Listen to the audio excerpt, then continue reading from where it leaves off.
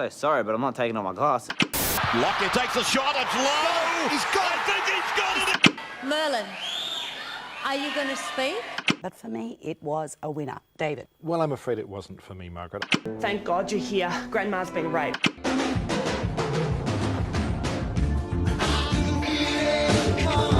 On.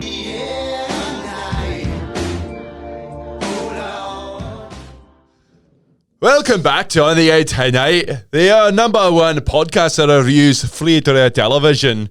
My name's Giggly Anus. And I'm Shrek.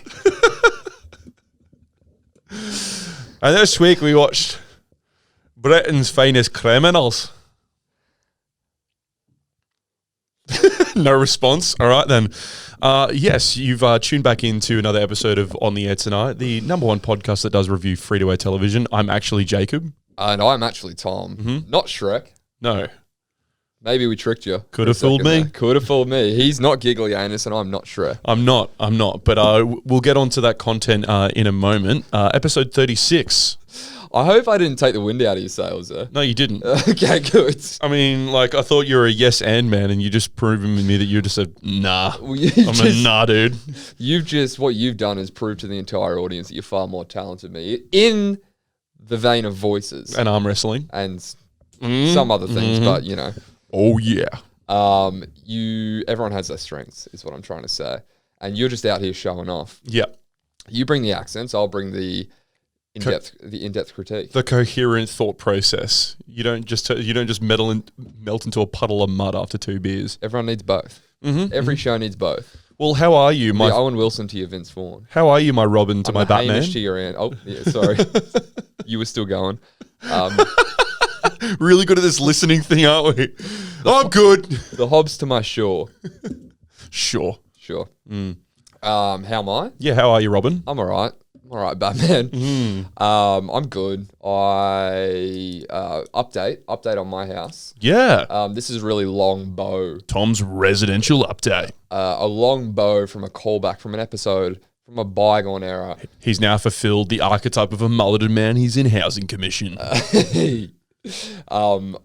Everywhere I go, people ask me, Tom, what happened to your dryer? Is your dryer still on the ground? How'd you go with your body corporate? I've now been... How do you know about these things? It's not like I share all of my deepest, darkest secrets to the internet every week. And everyone who says it to me, I'm like, that's a bit close for comfort. Respect my privacy and take 2 steps back. Yeah. So I'll just address you all at once, all of you clamoring fans out there. We got to know where you're living now. Been living in the same apartment for 6 months, but you remember on my first night, the dryer fell off the wall? I do. Body corporate, back and forth, been trying to get them put it on for a long time. Yep. Useless people, the most useless profession in the world, rental real estate agents and body corporate. Shout out to the easiest paycheck in the world. Yeah, shout out to the easiest paycheck and worst performing profession of all time. The only induction where you go through the admin or someone who's an admin team member, it's like, well, should I answer these emails that come into my inbox? It's no. We make a point that we put those into that special bin that says deleted. Yeah. No. We put that into the let's make people's lives harder category. Very reminiscent of that South Park episode where they're going to get the cable changed. And they're like, oh, that's going to be 3 weeks. Is that an inconvenience? Oh. And they just start rubbing their nipples. That's so sad. That's so sad. What, you can't get the cable changed? Oh, that's going to be really tough for you. Yeah, that must be hard. Is that hard for you? Just getting off on people's misfortune. If my children grow up to be real estate agents, rental real estate agents specifically, up for adoption. At the age of 22, 23, when people usually go into the real estate industry. Yeah, well, if they come out of the womb saying things like, sorry, we'll just have to bring that up at the next body corporate board meeting, adoption. Yeah. If that's my kid's first words, I don't want it. Hey, Dad, we've got these spare planks of wood. Can we just put them on your floor and just completely make your whole life encumbered? Catherine, you're sounding a lot like a rental real estate agent, and I won't have that under my house. You just completely berate your children. You're being so uncooperative today. Oh, thanks, Dad. That's what my boss said, and I got a raise. Yeah, well, that doesn't surprise me, Catherine. Not one bit. Eventually, I've been So I'm moving out. I'm a 6-month lease. They're selling the place at the end of the lease. Been there for 6 months now, and yesterday a man came around and put the dryer back on the wall. Finally. After the first day of lease of it falling off the wall, 6 months later, it's now put back on the wall. How long do you give before it actually falls off again? Do you reckon, how funny, I mean, it's probably going to happen when the new people move in, because isn't it being sold? Yes. So when the new people move in like mid-October or whatever, guaranteed it'll fall off the Straight wall back again. off. Yeah. You know what I want to do? The night before I move out, I'm going to overload the fucking dryer all over again. Because that's really how it fell off in the first place. I mean, if you asked a real estate agent, all I told them was, yeah, I just put a couple of towels in there. In reality, it was like 2 sets of bed sheets. You and put a whole like bed 3 in there. towels. Yeah, it was like way too much weight rattling around in that big metal tin that it just, enough for it to wrench the dryer off the wall. Yeah, probably my bad. Probably my bad, but I'm not paying for it. But yeah, the night before I move out, I'm going to do the exact same thing again, just so they have to fix it. And it's not my problem. Hey, listen, I can't blame you. Speaking of bed sheets, I've actually got a good story. This is completely off tangent, but shout out to, I think, relatively new fan of the podcast, relatively new housemate in one of our closest friends' house. We basically, to start at the beginning of the story, a very good place to start. Ashgrove had a gig on the weekend at Hotel Carrington, completely sold out. Shout out to them. And at the gig was one of our good friends, let's call her Rachel. I know who we're talking about. So Rachel got a little bit too pissy at the gig. She swears by that she only had 8 drinks. Daft lie, because I think she was vomiting in the toilet about 2 hours before the actual live act began. Just the 8. Yeah. Just the 8 beers for me. Just the 8 litres of hand sanitizer. Yeah. Over, 6 hours. So like, I should be fine. Someone must have spiked my drink. Come on, yeah, it's not my fault. Yeah. She was retelling the story to me that she ended up getting home so blind drunk that she ended up vomiting in her bed. Yep. It gets worse from there. I was like, oh, please tell me you had like a clean set of bed sheets to put on. She's like, yeah, but the state I was in, I was not going to be changing my bed. I was like, okay, fair enough. Did you at least remove the bed sheets? She's like, yeah, I did. And I went to go have a shower, and I was so drunk that I thought I could wash my bed sheets in the shower. So she took her pukey bed sheets into the shower with her. Waffle stomping sheets, 80% linen down the drain. And I'd love to tell you the end of this story, but at that point, I just started pissing myself laughing, and I couldn't absorb any more information. Okay, which is hilarious because you told me that story, and then when I saw Rachel after the weekend, I was like, "How was the rest of your weekend?" She was like, "Yeah, it was pretty chill. Yeah, didn't get up to much, just kind of relaxed." Nothing. What did you hear? Yeah. Why? What did you get up to this weekend? Whoa, hi God. Yeah, you tell her the story about your dry. She's like, yeah, cool, bed sheets. Yeah. Yeah, no, I didn't puke in my bed sheets, did you? No, I didn't. Oh, okay, no, me I neither. didn't puke at all. Not Okay, me. all right, well, why'd you bring it up? You brought it up. All right. Why you like this, Rachel? I think I'm getting the vibe that you puked in your bed sheets. Nope, not me. So shout out to real estate agents and lightweights everywhere. Yeah. The cornerstone of this country. Oh yeah, Yeah, absolutely. It's they keep the economy ticking over.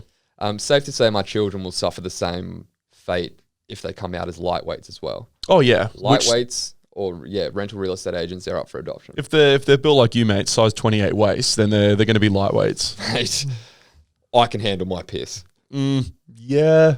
To a degree. I would rather my kids grow up to be like, I don't want to say criminals. Like today's episode. Yeah. You'd rather be a giglianus grasvidas. Yeah, giglianus. Let's do a nazvidanya chuckle butt. let's do a manhunt, a whole new manhunt show just for real estate agents, just hunting down people with shit service. Well, Before we do that, though, before we get into the content today, we do have a review from Tom's dad. He doesn't need any introduction. It's his name's Smoked Paprika. we're not even fucking around anymore. This is a review, I assume a 5-star review of the Luke Longley episode from last week. Yes. Everyone around the nation, by the way, loving the Luke Longley episode. Watch Australian Story. If you haven't watched it, watch Australian Story on ABC iView, then go and listen to our brilliant episode talking about it. It's doing better than The Last Dance. Last Dance from France. Joie de vivre. The review of last week's episode. Congrats on an excellent choice of Luke Longley. Australian story on the ABC. What a gem of a story. Perfect timing and all. Finally, Longley gets the respect he truly deserves after all these years. And the MJ interview was priceless. He's so eloquent and smart, no coincidence he was a champion player. And Luke comes across as the gentle giant of a man who has turned his life around and found happiness. Best podcast since the Adam Good story. 5 stars to the boys. Well done. If only all TV could be like this. Oh, well, when you wax poetic like that, shout out to Smoked Pap. Yeah, it's hard not to love the man, isn't it? Yeah, start calling out the best episodes since. That means we're building a catalogue here. Yeah. And very, similar category. I think we found Dad's niche. I think we found, sporting people, sportsmen, often Australians. Underdog stories. Underdog story, documentary on them, face adversity. I was just about to say the word adversity has to be in there. So if we just keep doing those, I think we'll keep getting 5-star reviews. 100%. If you'd like to be part of that 5-star army, leave us a comment on our YouTube video. Subscribe to our channel so you never miss an episode. Follow us on Instagram so you keep up to date with all things OTAT. Couldn't have said it better myself. Couldn't have said it better myself. Really stumbled over it before you read the review, but fantastic. It was brilliant. Push that baby out. We got there Seamlessly. Yeah. Not a C-section. No C-section. No epidural needed. No, that came out natural. This was a 30-second labour. That baby didn't come out drugged out into the world. Labour of love. No dope babies here. No dope babies. Didn't come out whinging about floorboards and didn't come out drugged out of its mind either. Just a natural baby purr. Just like how us two happy accidents came into the world. Where? Where? Well. What do we have here? What the fuck do we have here? Couple of unplanned babies. What? We Tim Currys now. We did have a couple of Tim Currys tonight, didn't we? Yeah, we do. A couple of curry boys. Butter, tofu, and yeah. Jake's trying to lose weight, so we've got him on a veggie diet. I don't want to take credit for his already incredible weight loss. Yep, all Are of you tracking it? So I consciously started thinking I need to weigh myself, and because I do want to lose a little bit of thickness that I've developed over the past few months of just being a slob. Past 26 years. Yeah, pretty much. Yeah. I'm not saying you've. Go on. It's all positivity here. I'm not trying to say you've always been this way. And this way isn't a bad thing either. You don't have. Am I digging myself a hole? Absolutely. You don't have to butter me up because I already ate it all out of the fridge. Okay, apologies. But yeah, I weighed myself about 5 or 6 weeks ago, and I was at 99, 100 kilos. And then I was on the weekend, I went into someone's bathroom. Don't have scales at home. Neither. So if I find a set, I'm all right, just got to weigh myself. Yeah. And then went over to my mate's place on Saturday, and I was like, I'll give myself a weigh. I've been thinking about being more conscientious. 105. Somehow gained 5 kilos in 6 weeks. Surely the numbers are meant to go down.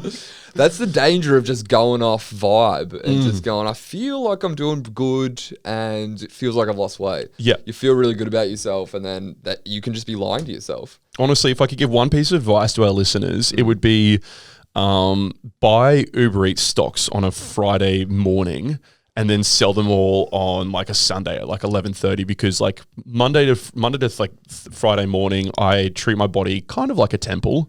I mean, a bit of a rundown temple, but a temple nonetheless. Clean eating For the most part. Don't drink or anything. And then when Friday rolls around, it's bang. I boost that Uber Eats economy like it's no tomorrow. You do enough damage in 2 days over the weekend to make up for any good work Monday to Friday. It's horrible. Yeah. I'm in a calorie deficit from Monday to Friday, and then Friday, the 48 hours from Friday night through to Sunday night, it's just all hell breaks loose. Yeah. And during the week, it's good. It's red kidney beans. It's spinach. It's tuna. You don't drink during the week. Minimize carb intake. And then just fucking. You can't not do it to yourself. I know. But you are going to do sober September. What I need, that's, speaking of addictions, is much like how Sportsbet has been saying, put a deposit limit on your account, gamble responsibly. I need Uber Eats to do the same thing. If there's a eat responsibly. Eat responsibly. Don't gorge yourself, you fat bastard.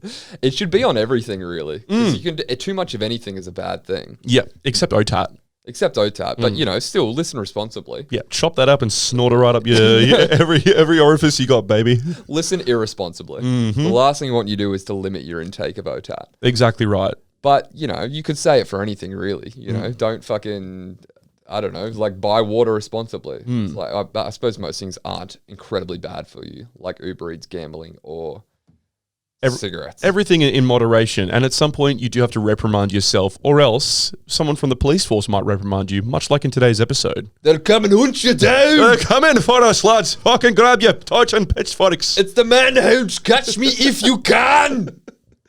So That got Arnold Schwarzenegger-ish. I mean, that's somewhere in Europe. I'll take it. These guys go all over the nation. So They do. They speak about it at length. So this week on OTAT, we reviewed Channel 7's very own Manhunt, Catch Me If You Can. yeah, like title's definitely taken by a much more popular, successful, and better movie. Hanks and DiCaprio. Hanks and DiCaprio, more great. star-studded as well. Great movie. Yeah. Didn't recognize a single actor in this. No, I mean, Giglianus looked like he'd been in a few Bond villain roles before. Yeah, he looked like maybe a bad guy who, like a hitman set on Jason Bourne. Hang on, didn't Le Chiffre take all of his money in Casino Royale in like the first round? How did he get here? Oh, yeah. Mads Mikkelsen in Casino Royale. Le Chiffre. Every villain I say villain. We're dealing with real life here. This is a documentary, so Bad guy. Criminal. The cops would make us want to think they're villains. This is very good guys, bad guys, this doco. But every guy that they're chasing in this looks like Mads Mikkelsen in Casino Royale. Yep. Every single one. Little less composed and less handsome as well. Yeah, and working eyes where they don't have to like poke because it's like one's just bleeding tears. Yeah. Sorry, crying blood. Is that Mads? He cries blood? In Casino Royale, like his tell is like he like doesn't he like hold his like temple and then he blood comes out of his tear duct and he has to wipe it up. That's psycho. I think I'm pretty sure he's got a cooked eye. Mads is like the most handsome, ugly man of all time. He reminds me of like a more gargoyle-ish version of Cillian Murphy. I was going to say Cillian Murphy because they both fall under the category of very unconventionally handsome. It's that like Czechoslovakian or Eastern Europe looking high cheekbones, like Calvin Klein jaw, pale white skin, blue eyes. Yeah, like cat-shaped eyes and like pointy teeth. Yep. Like Mads in, did you ever see Druck? No. The last round? That movie about, shout out Mads Mikkelsen. Go see Druck. It's that, I can't remember, where's Mads from? Yeah, it's an Eastern European country. Scandinavian. Earth. Yeah, he's on the planet. I mean, Mads Mikkelsen, that sounds like a Norwegian name or... Wherever he's from, it's a film about 4 guys who are like miserable in their lives. They're having like middle-aged crises and midlife crises, and they all agree to live their entire life at like 0.05% alcohol level. Okay. So just like a little bit drunk. I have heard about this. Yeah. And then they just get schlitty all the time. Yeah, they get schlitty and they start out there and they're like, and their lives turn great. Like they're more charismatic.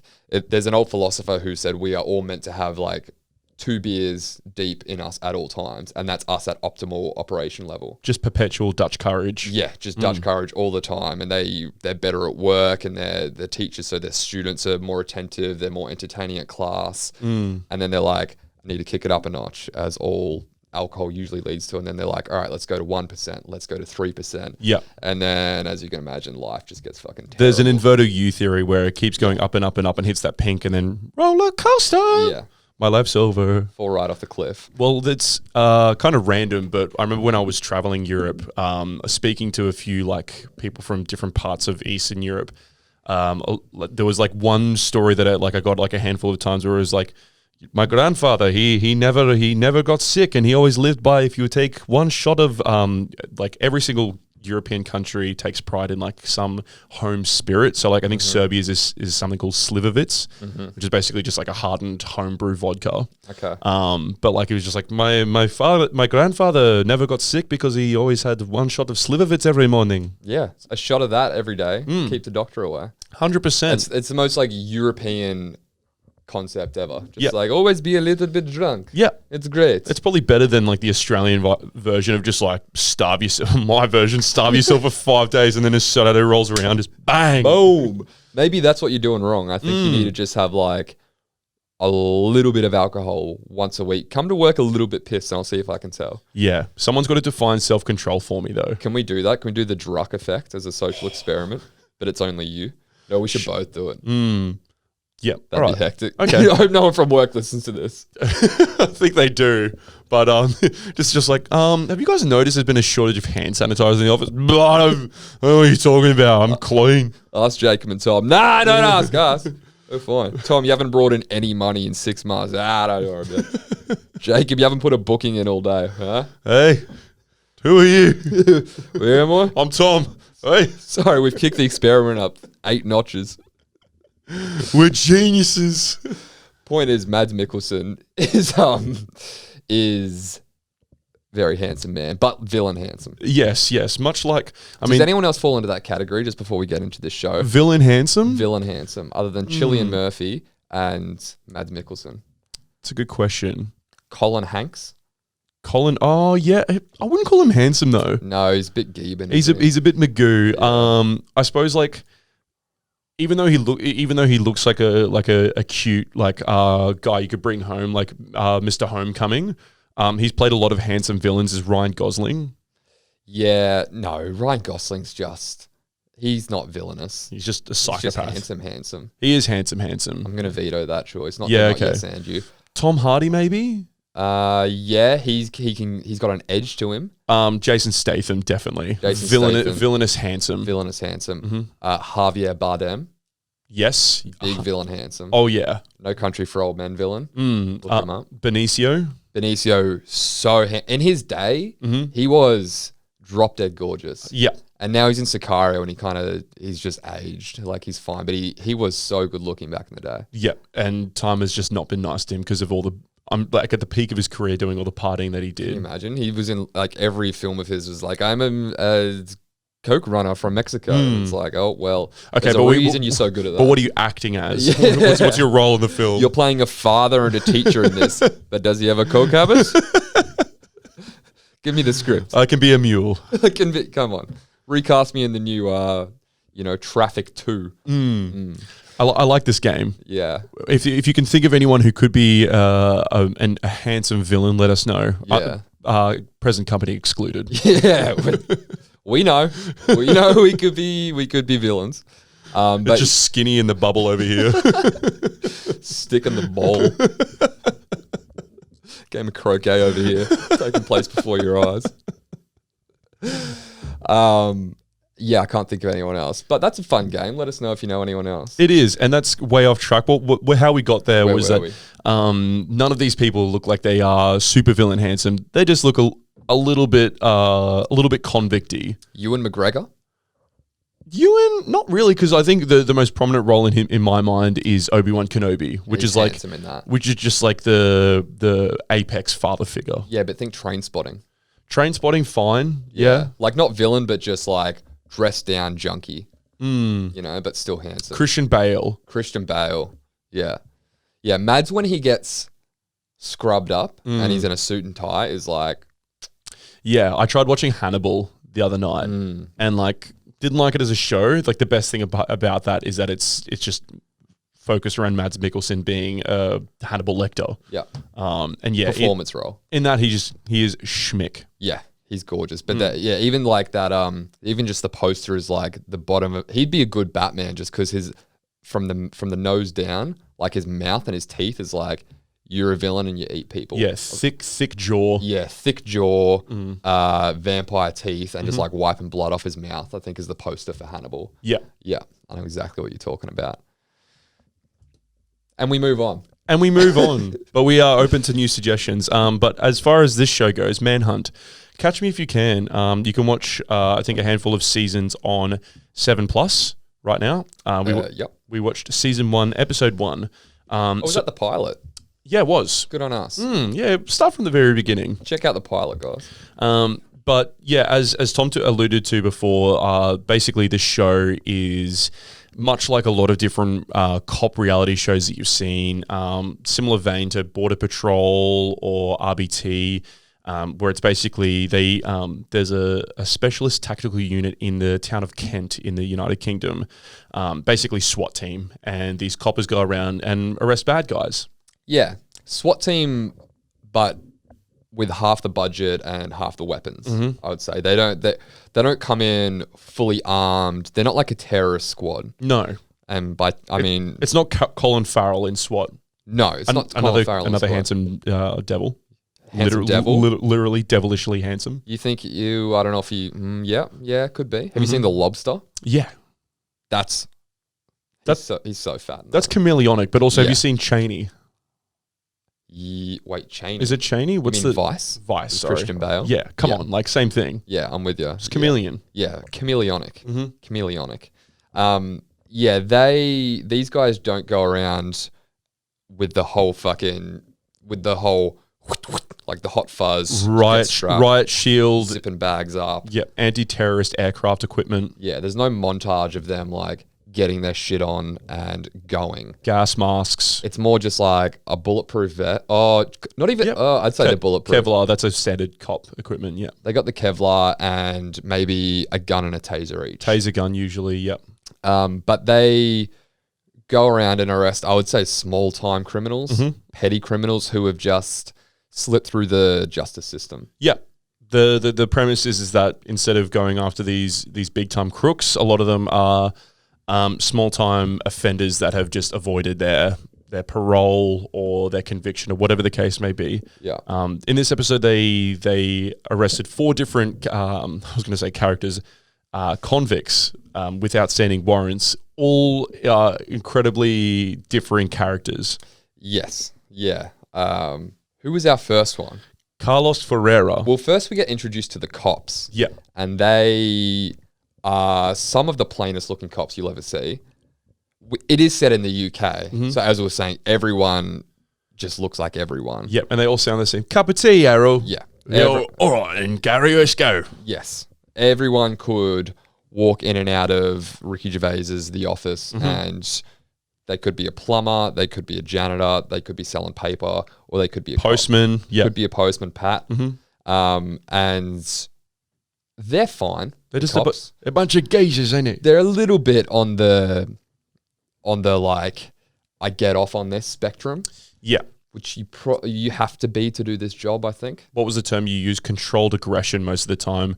Very calm, which obviously you have to be in those high pressure, stressful situations. But you can tell, like, it's like I get a kick out of fucking people up. Yeah, there's like the rush that a journalist feels when they get the story or they're in the hunt. Like, these guys are just in the hunt, and when they get there, man, they're like, fuck yeah. Yep. There's this weird high they get off. Yeah. And if they don't get it, it's also like the same thing of like, it's like, We'll get him next time, boys. yeah, well, fuck. And they just go home and don't sleep, and their veins pulse out of their heads for the night. Yeah. It's a release. It's a release when they get it. They're ejaculating. They're passionate about their career. Yeah. It's, so, I mean, a little bit of psycho behavior and like sociopathic when you hear a guy being like, I fucking hate these people who what they've done, and if I don't get them, I fucking... They are the wrongest end of the morality spectrum. Yeah, and it's And like... I'm going to get them all. It's a guy who committed like tax fraud. So, that's the lowest end of the morality spectrum. So there was one guy who was was caught for burglary of theft of a gun. So he went to go buy a gun off an old geezer, and he went and stole it off him. And one of the cops was like, "This is the worst crime anyone can ever commit. They are the bottom of the barrel." It's like worse than child molesters, human traffickers, murderers. Even murderers, Yep. yeah. It's like, you're going to start there? Like, where do you go from there? How do you get any worse if this guy's the worst? Is armed robbery not as bad as robbing arms? Right. You see where I'm going with that? You got me. Yeah, Come on. No, I'm with you. Yeah. Yeah, not on the same level. You know, I wouldn't put his offense up there with eating people. No, exactly right. But they start off nice and tepid to ease ourselves into the shallow waters of crime fighting. First off is Carlos Ferreira, a probation dodger who's been on the run for 3 years. They basically just go to his house, bang in the door. They don't even knock. They just bang in the door with like a battering ram. Go up the stairs. The poor bloke's just like getting out of bed. He hasn't got his dentures in. He's missing his two front teeth. He's like, oh, I didn't even know you were coming. There's no need for this. Come on now. There's no need for this. Oh, well, let me. And he's in his boxes, and they're just like, stop resisting, stop resisting. Relax your arms, mate. Yep. And he's like, oh, I didn't know you needed me. I thought, what do they say? He's like, we've been after you for 3 years. And he's like, no, I thought my license was up. Yeah, he goes, no, what he says is, my license is over. Yeah. Like, your license just expires and then you don't have one anymore. Your license, as in your license as a convict? Yeah. I thought my criminal license was over. You go to the Department of Criminality just to, hello, sir, would you like to renew that? No, I'll be fine, thanks, love. I want to be a real civvy. 6 months or 12 months, can I do 0? I'd like to not go to jail, please. How long to be a bystander? Yeah. How much is that to be free? Oh, sorry, Devon. You've stabbed 3 people this week. That'll be at least 18 months. Billy's $18 to be back out on the street. 18 bob? You think I've got that? I'll go away for 3 years. Fuck it. For 4 years? For 3 years. Fuck it. Lock me up. Strap me up. Let's go. And then poor old Carlos, as he's just like fumbling around, like just dazed and confused. He finally lets up. He's like, all right, I'll go with you. Hey, can you just grab me bag from the wardrobe? And I thought, like, is this like a trap he's set up for the cops? Is there a bomb in that plastic bag? Or is there, I don't know what in there. Is it some sort of sadistic Joker thing? Like there's a dead body. Yeah. But it's just like a bag that he's prepared for himself to go to prison. There's a toothbrush, a dressing gown, his slippers, a spare change of clothes, a towel. He calls it his prison bag. His prison bag. It's like, this guy's been waiting around for 3 years for cops to bust into his house. So much so that he prepared a bag that just lies in his wardrobe. Yeah, and they're just like, well, clearly you knew that you knew that we were coming for you. He's like, oh yeah, I guess so. I guess you got me, copper. I love in the post arrest interview. So he's back in the police station. Dentures are in, so he looks a little bit more coherent. And he's like, you know what? It's just a relief. You feel like you've been on the run for a long time, and he doesn't want to like make himself liable for the conviction. So he's just like, you feel like you've had something. He like pats his shoulder. He's like, something just clawing at you, and you know what? And he just pats his hand. He's like, what's done is done. You feel relief. Yeah, it's like what you're saying is you don't like going outside and looking over your shoulder at all times for the police that are going to arrest you. The guys with the arrest warrant because you did something wrong that you're aware of, and you're on the run. And now you do your time, and you feel like there's a weight off your shoulders. Yeah, you do your time. You'll be in jail for the next however long. Yeah, and the whole time people will be like, "So what are you in for?" He's like, "Oh, it's bullshit. I'm innocent." But at the same time, you've just got this weird cathartic weight off your shoulders. Yeah, he one of the cops puts it really well. One of the cops that arrests this guy, he's like, he's been on the run for 3 years and clearly has been looking over his shoulder the whole time. He said now he starts his conviction, and a longer conviction for running, but he starts it 3 years later. If he just gave himself up 3 years ago, he could have been in and out by now and just started his life. Yep. It's like you live 3 shitty years on the run, stressed out of your fucking mind and not being able to do anything. And he like at that age as well. He's not a young lad. I think he looks about mid-60s, and he's like, yeah, I've got 4 kids and 7 grandkids. Dude, you can't be on the run if you've got like a whole family depending on you. Yeah, like what are you doing, bros? What are you doing? I didn't see any kids in the house, but fuck me. No, he was 51, but he looked about 68. Oh, that's right. He was 51, but he looked older than time. Well, that's what running from the cops is going to do to you. That's what being British does to you, mate. Yeah. What makes your teeth? Of course, he had awful teeth. Like, not to enforce any stereotypes, but the man had no teeth and he was British. Bad teeth and vitamin D deficiency for half a century. Pale as Nostradamus. Yep. Am I saying that That's right? Casper.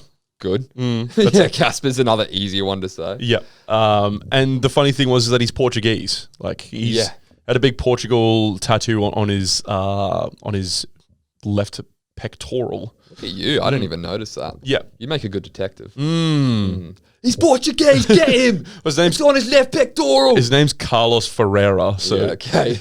Doesn't take Sherlock to figure that one out. No, but he's also got a Cockney accent. So he's like one of the Portuguese that slipped through the cracks. Yes, a mismatch. Doesn't really know what he is. But that we start off with a very light-hearted as far as criminal goes, a flyweight, and we move on to a bit of a welterweight, a bloke by the name of Miles Cash. Miles Cash is a gang leader that was known for defrauding different groups of people out of £750,000 worth of money. Yes. So again, like white-collar crime, I would say, frauding people out of money. Yeah. Didn't really go into the specifics of what that is or how he did it. No, and the funny thing is that thinking about him actually like embezzling money or defrauding people out of money, much like that A Current Affair episode we watched, watching that and then seeing him get arrested, we'll explain in a minute, but I can't understand how anyone would have believed this guy enough to give them his money up to the tune of £750,000, which is probably roughly about $39 million Australian. Like the least trustworthy guy you've ever seen. Yeah. Did you just make a math joke and I didn't pick up on it? Yes. Don't expect me to follow your numbers, bro. I'm not a numbers guy. Not a numbers guy, not a details guy. I'm the dumb and you run the show. What do you... I don't know about that. I'm not following your fucking Rain Man. I'm not doing live conversions in my head from pounds to dollars. Sorry, yes, I bro. suppose two quid is probably worth about, 3 houses in Australia? We can't all keep up. Can't all keep up with the genius that is per your poopy math. That mullet is covering your ears, eh? It's growing into your into the times table part of my brain and the conversion part of my brain. Hey. What? 12 eights? Huh? Tell me about Miles Cash, Thomas. Well, funny that his last name's Cash because he's been charged with stealing people's. Anyone else pick up on that? That's how you acknowledge a joke, mate. Thank you. I'm trying to reciprocate. I mean, mine was easier to comprehend than the conversion between £38 and Righto, mate. Yeah, how funny is this? His name's Cash, but it's funny because he steals cash. It's what the people want. Yeah, righto. It's what the people want. No one's following your bullshit. Mate, you're miles off. It's not fun, is it? Shit. We're not having this podcast turn into the pun session. Want to bet? Okay, if I've got anything to say about it, clearly I don't. Pun the air tonight. Oh. Miles Cash. We eventually, the cops catch up with them after a bit of a cat and mouse game. Yeah, a bit of a wild goose chase. Where I don't know why they didn't look here first, but they found him at the pub. Yeah, the White Rabbit. Where else would he be? Well, first they went to his trailer park. Yeah, and all his boys stuck up for him. Yeah, so like you see Miles around, and all the British geezers are like, Miles, never seen him, mate. The what did I write down for it? I said the Caravan Park Crim Community. Nice, dude. I like the alliteration. Yeah, I could get a job at ACA. Your numbers and your letters this week. Yeah, and my puns. Do you want a job primary school teaching, bro? I'm sure they got plenty of availability. I want to go back to primary school. That's some good eating. Some good eating. Eat my macaroni cheese art after I'm done with it. Honey sandwich. Just butter and honey. So good. On white with no crust. Just fucking fairy bread at parties. And that's enough. Oh, do not get me started on... Fairy bread is severely underrated. Dude, we were so simply palated. Like, I don't know. Like, if you have fairy bread now, it's just... Like, you'll feel bad afterwards and it won't taste as good. I beg to differ. You reckon you'd still, if you had fairy bread now, you'd be like, yeah, this still fucks? It's been a few years. It's probably been like 3 or 4 years, but I went to like my niece's, one of her birthday parties, and they had fairy bread there, and I had a good 3 or 4 slices. Enjoyed yourself? Yep, half a loaf. Yeah, okay. No, not half a loaf. Like 3, 4 like corner, like little diagonal boys. Triangles. Yeah, probably one whole slice of fairy bread. Yeah, it was fairy bread, like baby Frankfurts. Cheerios and tomato sauce, party pies. Party pies is probably an older demographic. Yeah, you still have party pies when you're pissed. Like 7 different types of lollies in plastic bowls. It was enough, dude. That was all you needed, and you were happy. Like 3 bowls of chips, and like if it was a pool party, all of them were soggy and tasted like chlorine. Yeah, dude. Because that one kid just got out of the pool. He's like, "Oh, I want chips." Dry yourself off, Jimmy. Fuck off, Jim. You've ruined the party. You're not getting a bag at the end of this. The salt and vinegars are more vinegar than salt. Or the other way around if you've been in the bloody salt water. Depends how you chlorinate your pool. Mr. Farrelly, why did you fill the pool with vinegar? My eyes are burning. Shut up. You said you like the chips, bruh. Oh, do you ever stop complaining? Don't go for chips if your hands are wet. Yeah, dry yourself off. Dry yourself off. Have a designated towel at the chip table. A chip towel. Like A chow. maybe some of this is on the parents. Yeah. Maybe it's not all on the kids because they're young and dumb. What are they full of? Full of fun. Yes. And it's not up to them to dry their hands before they go into the lemon. And you don't give them Red Rock Delis either. You give them Smiths. No, no, not even Smiths, man. You give them like Thins Give or them Thins. or like Coles brand. Yeah, because you don't want them to cut. You don't want the corrugated chips to tear up the roofs of the mouths of our Australian youth. Yeah. You're not getting crinkle cuts. No. It's too corrugated, bruh. You get Thins. You will destroy that child's mouth. Even salt and vinegar is a lot for a young kid. Yeah. Because enough of those will fuck the lining of your of the roof of your mouth up as well. Speaking of salt and vinegar chips, it's time for our sponsor today. No. I fucking wish we were sponsored by S&V chips. Get on here, Smith. Do you remember fries? Like, not actual fries, but like the chip fries? French fries. French fries. Do I remember French fries? Yes. Yeah. In the same vein as Burger Man. Yeah. Yeah. They still, the difference is that Burger Man are discontinued and they still sell French fries. My God. I bought a bag for like $1.20 at Coles the other day. I bought S&V. I was like, this is going to be great. I get like S&V French fries. Yep. S&V FF. Yep. Hectic. Didn't know they made them. Well, don't hold any sort of expectations because I thought I'd be getting like one little individual French fries, like small, tiny chopstick size, full of vinegar and salt. Yeah. Just a nibble of disappointment, honestly. Not enough salt and vinegar, pepper. Not enough vinegar. There's no vinegar. Okay. It's just original. It's just, okay. You can't even tell the difference. No. Okay. So just stick with original. Yeah. You end up like gorging. Like I had like half a mouthful of fucking French fries trying to get Just to feel something. Just to get like a molecule of vinegar, and I was just like, Not get doing nothing. It. Just fucking get a bottle of balsamic and put it on there yourself. I wonder why I'm getting a bit thick. I'm just eating empty calories trying to get one bit of vinegar. I should just drink vinegar. We didn't realize it was BYO vinegar. Yeah, come on. And that's a fair assumption to make. What? No, you would think that the vinegar came within the bag of the salt and vinegar French fries. You'd think so. Also, another weird thing. Sorry, I keep jumping all over the place, but another weird thing about like the Brits. If you talk to them about like what color association they have with their chip packets, purple is not salt and vinegar, or like mauve, like whatever it is. Like what's mauve? Like purpley pink, purpley reddish, your shirt kind of thing. Kind of a bit of a darker hue than this. Yeah. But yeah, it's not. It's like that's like original. That's fucked. And then like green is salt and vinegar, which to us is like light and tangy. Or chicken. Yeah. Yeah. It's some sort of umami flavor. Yeah. Red is sweet chili. Yep. Obviously. Or barbecue, like brownish is barbecue. Yeah, brownie red is barbecue. And for some reason, like chicken being green makes no sense. We've just grown up with that. That makes no sense. Yeah, you got Dixie drumsticks, which is like a dark green. Light green is like chicken. Lighter green is lime is light and tangy. Light and tangy. But what color would chicken be?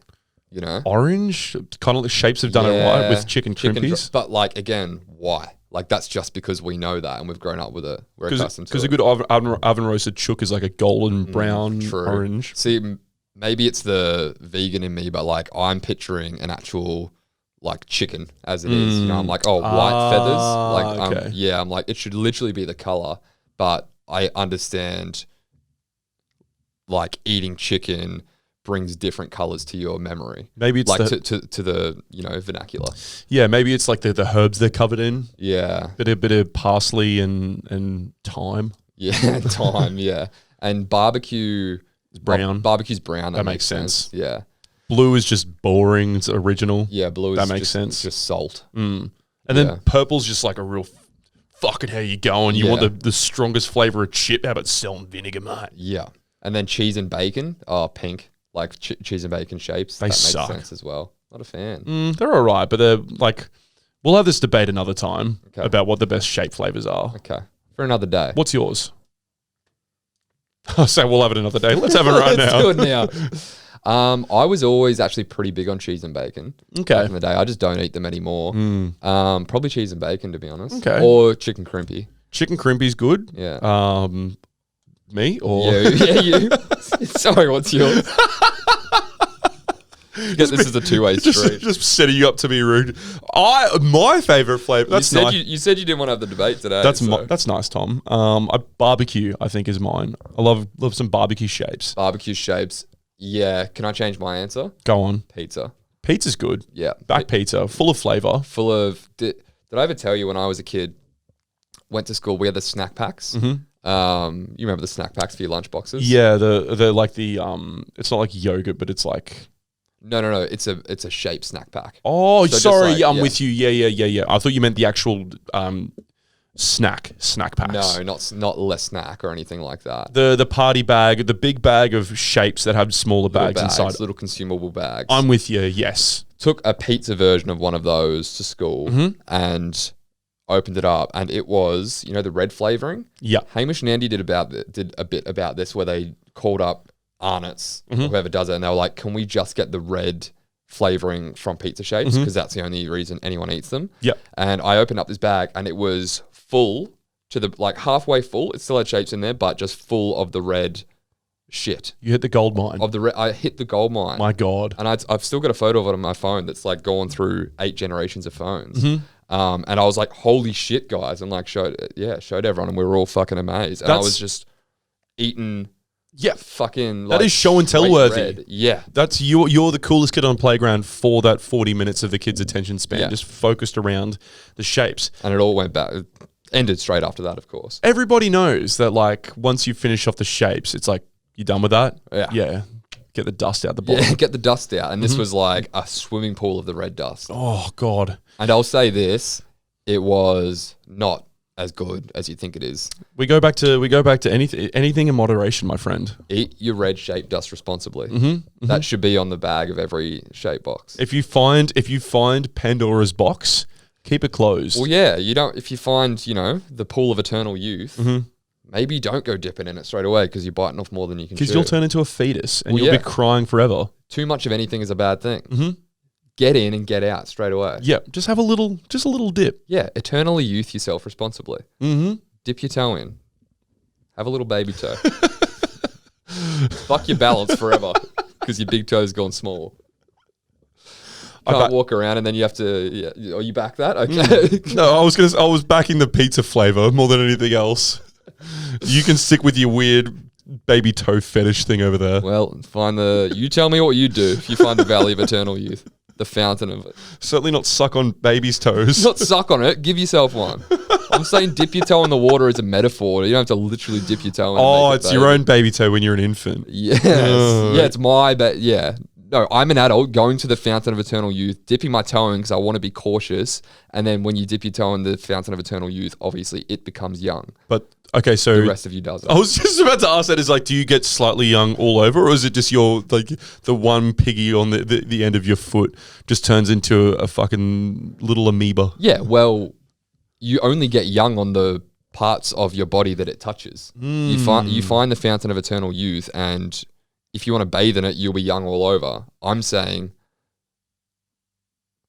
use caution. Yep. I'm saying use caution because if you dip your baby toe, it's not baby yet. If you dip your big toe in, it's going to become baby. I was about to say euthanize yourself responsibly, but euthanize means something else. Yeah, not not youth and eyes. Not youth and I. Yeah. Euthanize. Yeah, I know what you mean.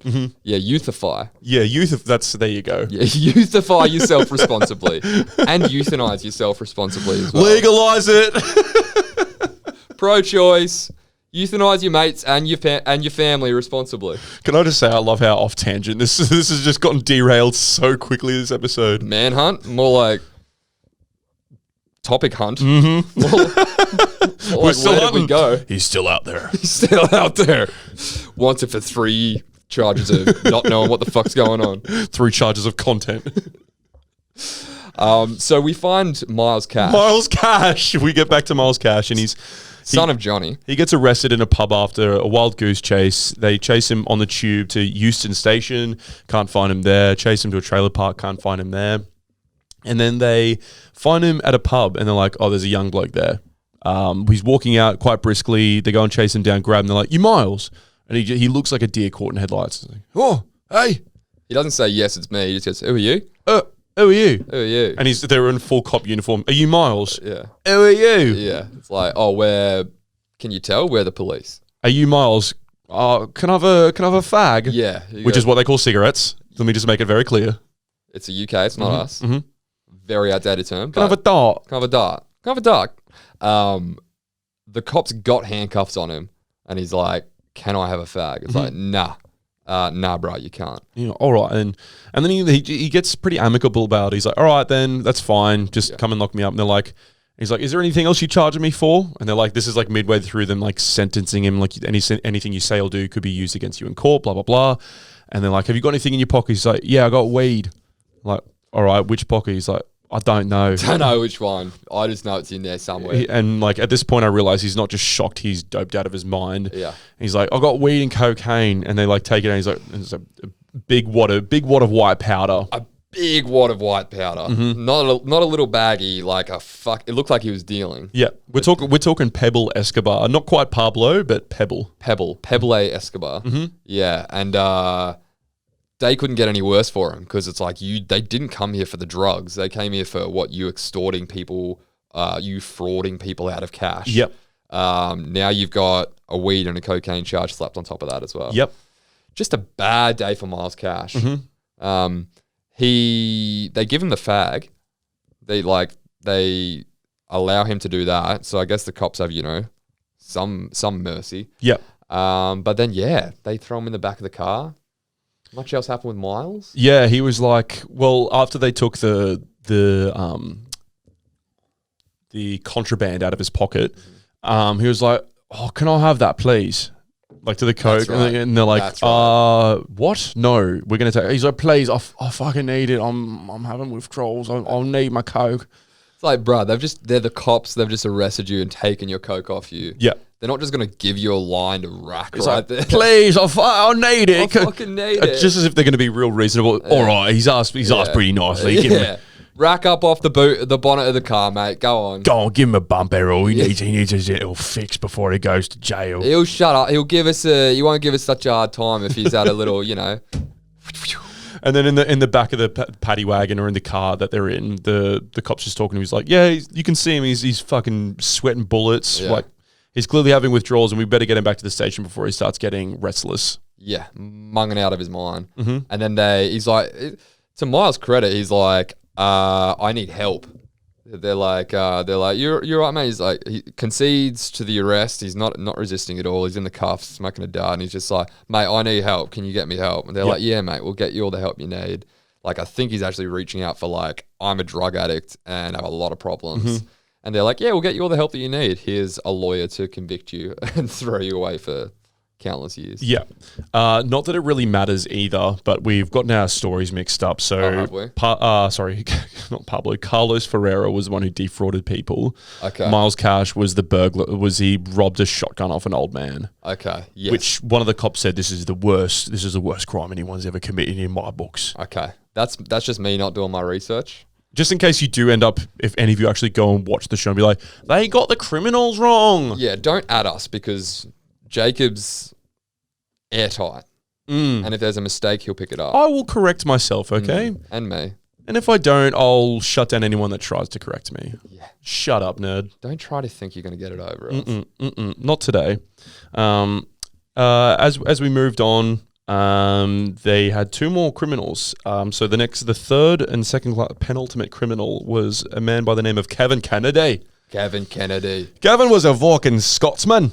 Kevin's he's the right-wing activist. He's a right-wing activist, and he's gone to these riots. One of these rallies.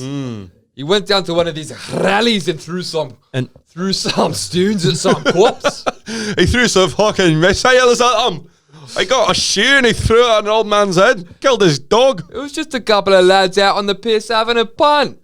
I saw a copper horse and I threw a fucking rock at its head. What's the big deal, lad? You're being charged for anti-immigration aggression. Oh. All right, fair is fair. Fair is fair. Lock me up, throw away the key. Suck cock wanker. Slap the cuffs on me. The cops, they finally, I'll get to that after they've arrested him. Where did No. they? Oh no, I was just gonna say the cops when they get him into the back of the car eventually. He's like, "Oh, do you go to a few of these right-wing rallies?" Because that's what the man was arrested for. If you couldn't just tell, Yep. from those ramblings. Was at a right-wing protest, threw some rocks at some people. CCTV got him, and cops went and got him. Yeah, clean that up just because our weird squabbles in a maybe racist accent. I mean, pick your storytelling method. I preferred the first one, but for the normies out there, we'll make it clear. If you like it coherent, you can you can shave your own nan's head. Call this here, huh? I don't know. I don't know. Just doubted yourself as soon as it left your mouth. There's no joke there. It's just saying the word different. They finally get him in the back of the car, and he's like, "Oh, you go to a few of these right wing protests, do you?" And he's like, "Yeah, go to fucking heaps of them." And he's like, "Oh yeah, do you think there's?" He goes, "Is there a lot of these right wing guys across the country?" He goes, "Not enough of them, if you ask me." Not as many as there should be. Yeah, this guy's just like, again, Liam Gallagher on like 10 years of meth. This guy just like fringe pushed down to his head. Yeah. Always smoking cigarettes. Like we could smell him through the screen Oh yeah, so it's just him smoking darts in his living room. on his like shitty leather couch that's fucking had like 4 patch jobs on it. Yeah, and then they take him to prison. He starts going on some weird incoherent stories like, "Oh fucking like the immigrants because I took my nan down to the optometrist." I was gonna say the dentist, but it was the optometrist. She needed a fucking eye appointment and she got taken out because the bloody immigrants took her appointment. Yeah.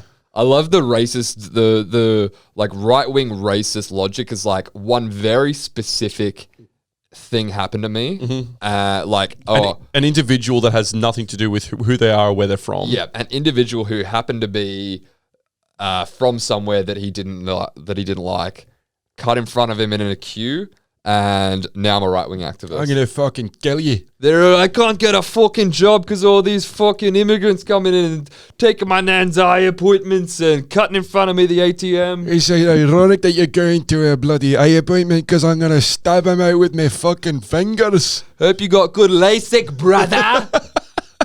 Because you're gonna need it after this. After I'm done with you, hope you get the double laser treatment. I love, and then if you recall, after they go through that whole episode of him or one of the other criminals, doesn't matter.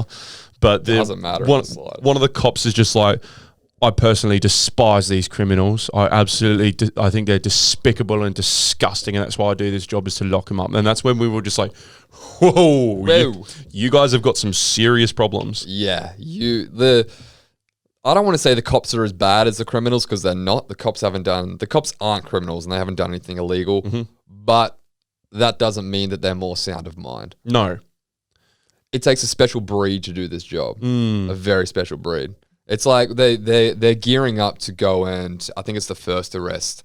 They're kind of hanging out in the marshes. Talking X's and O's. Yeah, talking X's and O's. I'm going to go around the back. You're going to go around the front. And they get word that the eagle has landed and the criminal is home. And she just... The curry sauce on the chips, lad. It's time to move. The curry sauce is on the chips. The HSB's steaming in the styrofoam and we've got to go get him. Any more questions? What are you talking about, David? Guy on his first day. What? The fucking criminals there, lad. What don't you get? Why did we get a Scottish policeman in Kent? We can't understand a word he says. What are you saying, mate? I'll put my foot down your throat until you're shitting mit laces. Oh, that's why we got him. To kick down doors and beat up criminals. Because he's aggressive. Yeah. He doesn't have to make sense. He's not a linguist like us. We do love you, O'Malley. They were just saying that one of the female cops are interviewing is like, now that we know that the criminal is in the location, this is where things get a little bit quiet. Yeah. There's just the calm before the storm. Yeah, the music kind of intensifies. All the cops stop talking to each other. They're strapped up, ready to go. Yeah, it's like that scene in Sicario where they're just fucking driving through the cars, and it's very tense, but it's like they really do build it up to a lot more than it ever ends up being. Like they're very, anything could happen when you walk in. This man could have weapons. And they walk in And he's in bed in his boxers with no teeth in. They bust the door down, strapped to the teeth. Oh, mate, I was just about to put on the chase. Yeah, it's like they have to get a shot of the baseball bat that's in the corner of the room. They get a close-up, like, out of focus, then in-focus Yeah. shot of the decimated weapon. Get the justification for all of the weapons that we have. Quick, get it. He could hurt us with that. It's like, no, he's just throwing the ball ball around with his son. The great American pastime. That's me toothpick. That's what I used to bang me noggin when I don't like the thoughts in me head. Get out, demons! Get out! I was actually cast as the part of Troll in the Dungeon in Chamber of Secrets. Harry Potter, you remember that one? They let me keep the club from it too. You'll get our national treasure out of your mouth, dear sir. Yeah. Harrison Pottingsworth is a saint. You did no such thing as act alongside the great Alan Rickman. You're a liar and a scoundrel, and we're going to lock you up for it. He did. I mean, it would make sense size-wise for that baseball bat to be used as his toothpick, considering the enormous gap in his teeth. It's why, Before yeah. he put- I tried to use it one night when I've had too many guineas. Toothpick just wasn't fucking doing it. Thought I'd pull out the old. I don't know what the brands of baseball bats are. Oh yeah, like the home run stick. Yeah, the old Spalding. the old American ball basher. You know what I mean? You know, the wiffle receptacle. The home run maker. You heard of the widow maker? This is a home run maker. And it also gets a plaque off me teeth. All right, Judge, we're going to need the insanity plea, please. Oh, what? I'm just getting plaque off me pearlers. I thought we were just gabbering on. Come on, then. I thought this is a yarn. Oh, I got a microphone in front of me. Aren't we doing a podcast, Judge? You got a funny wig on. Don't forget me bag. It's got me dressing gown in it. Don't forget me prison bag. Who's got me prison bag? But these were all sort of little small tapas entrees that led up to the main Accoutrement. the main apex predator and supervillain of this episode of Manhunt. Catch Me If You Can, which was we alluded to it a little bit at the start. A Lithuanian man by the name of Grigalianus Grasvidas. Real name. Real name. Actually, they're flipped. It's Grasvidas Grigalianus. That's right. They read it out because it was surname, first name. You're Yeah. right. It's so it's Nazvadanya Chucklebutt. Yeah. Yeah. Which is more unfortunate because Gigglyanus goes down to his children. And his wife probably took that name as well. It's not just his. I love that they have like a Yeah, sorry, go. they have like a narrator throughout throughout the show, but in this segment, they're just like, and now for the Kent Specialist Tactical Unit to be able to catch Giglionos. Yeah. He's the one person who says it properly. Yeah. He's the one person who looked up the pronunciation and was like, oh, Giglionis. It's like when you're watching like Neil deGrasse Tyson or something, they're just like, yes, and then we look at the next planet, which is Uranus. And it's Yeah. like, come on. Come on. Come on. Give the kids what they want. Don't take away the one pleasure we get from learning about the moon and stars. Uranus. Give the kids a laugh when they learn about the solar system. Uranus is a gas giant. We want to know. We want to hear it. Say it, science man. He's like, okay, Uranus. Yeah! Neil! Neil! You make space fun. And the cops are laugh. They see Gigglyanus on the rap sheet, and they themselves, this isn't us racist or being insensitive for laughing at it, because the cops who are chasing him down are like, get a load of this fucking name. And they're like, all right, what did Gigglyanus is like? He stabbed multiple people in Lithuania and he fled the country. Oh. Still a funny name. Laughy butt. Old chuckle cheeks. Little chuckle cheeks over here. What an unfortunate, I mean, yes.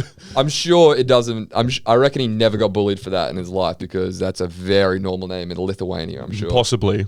Probably anus means something different in Lithuania. Cool guy. Yeah. Maybe giggle means like, fucks heaps. Extra. FucksHeaps CoolGuy. FucksHeaps CoolGuy. I'm Grasvidas FucksHeaps CoolGuy. What's your name?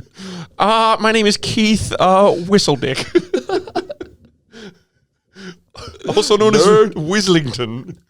He like comes to the UK, he grows up his whole life in Lithuania, just fucks like crazy. He's the coolest guy in town because his name is FucksHeaps CoolGuy. Gary FucksHeaps CoolGuy. And then he gets to the UK and everyone's like, oh. Giggly haters. He's like, I used to be cool as fuck. We don't know what happened. The girl is dried up. I don't know. No one likes a man named Giggly Butt.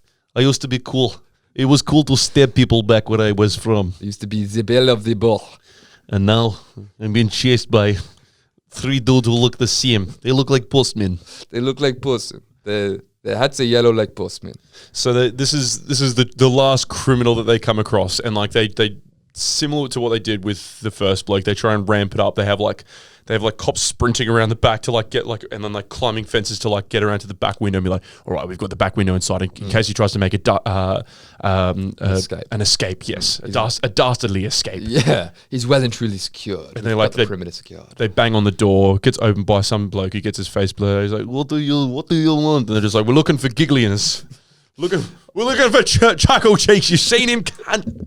Oh, you mean Chuckle Cheeks? He's upstairs. Oh, FucksHeaps. Extra cool FucksHeaps. Yeah. Oh, cool guy FucksHeaps. Yeah, he lives above me. He fucks heaps. I don't know what you guys are laughing about. He'll stab you if you laugh at him. Yeah, he fucks way more than all you guys put together. What's your name? Daniels?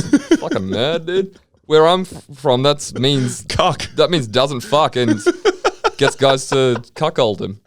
Daniels? What a loser.